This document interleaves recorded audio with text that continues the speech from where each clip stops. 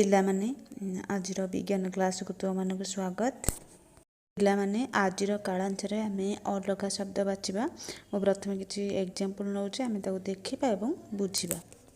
ଦେଖ ପିଲାମାନେ, ମୁଁ ଗୋଟେ ଏକ୍ଜାମ୍ପଲ ଦେଇଛି ଖଟ, ଟିଭି, କାର, ଫ୍ରିଜ୍। ତାଙ୍କ ଭିତରୁ ଅଲଗା କେଉଁଟା? ଦେଖ ପିଲାମାନେ, ଏ ଯେଉଁ 4ଟା ଶବ୍ଦ ଅଛି ତ ତାଙ୍କ ଭିତରେ 3ଟା ଶବ୍ଦ ସମାନ ହେଇଥିବ, ବାକି ଗୋଟେ ଶବ୍ଦ ଅଲଗା ହେଇଥିବ।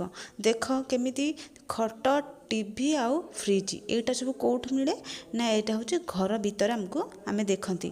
ଆଉ କାରଟା କେଉଁଠି ନା ଘର ବାହାରେ ଦେଖନ୍ତି। ତ ସେଇ ଅନୁସାରେ ଏଇଟା କାର ହେବ ଅଲଗା। ଆମେ ଭାବୁଥିବା କି ଆଉ କ'ଣ ଆଉ ୟାଙ୍କ ଭିତରୁ ଅଲଗା ଆଉ କ'ଣ ହେଇପାରିବ ନାହିଁ। ୟାଙ୍କ ଭିତରୁ ଆମେ ଯଦି ଘର ଆଉ ବାହାର ଜିନିଷ ଦେଖିବା ସେଇ ଅନୁସାରେ ଖଟ ହେବ, ଖଟ, ଟିଭି, ଫ୍ରିଜ୍ ହେବ ଘର ଭିତରେ ଦେଖାଯାଆନ୍ତି ଏବଂ କାର ଘର ବାହାରେ ଦେଖାଯାଏ। ସେଇ ଅନୁସାରେ ଏଠି କାର ହେବ ୟାର ଉତ୍ତର।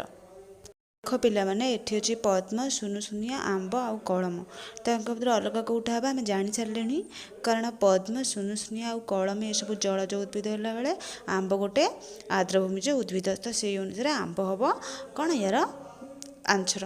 ତ ଆଉ କିଛି ଏକ୍ଜାମ୍ପଲ ନେବା ଆମେ। ଦେଖ ପିଲାମାନେ, ଏଠି ଅଲଗା କ'ଣ ହେବ ନା ଏଠି କତୁରୀ, ବହି, ପଥର, ଗଛ ଅଛି। ତ ସଜୀବ ଆଉ ନିର୍ଜୀବ ଅନୁସାରେ ଦେଖିଲେ ଏଠି କତୁରୀ, ବହି, ପଥର ସବୁ ନିର୍ଜୀବ ଆଉ ଗଛ ହେଲା ସଜୀବ। ତ ସେଇ ଅନୁସାରେ ସଜୀବ ହେଲା ୟାର ଉତ୍ତର।